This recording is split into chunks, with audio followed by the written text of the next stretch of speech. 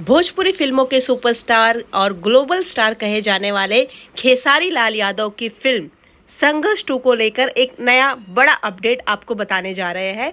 जी हाँ, सुपरस्टार खेसारी लाल यादव की फिल्म संघर्ष 2 जो 20 अक्टूबर को रिलीज होने जा रही है, ऐसे में फिल्म का एक नया ट्रेलर लोगों के बीच आने वाला है।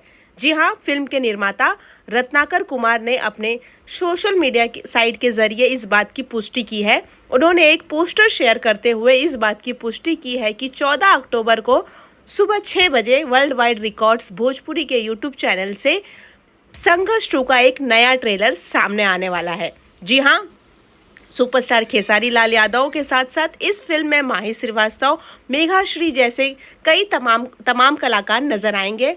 फिल्म का निर्देशन पराग पाटिल ने किया है। खेसारी लाल यादव और पराग पाटिल की जोड़ी इससे पहले भी कई सुपरहिट फिल्में दे चुकी है और संघर्ष 2 अब नया धमाका यह जोड़ी लेकर आ रही है।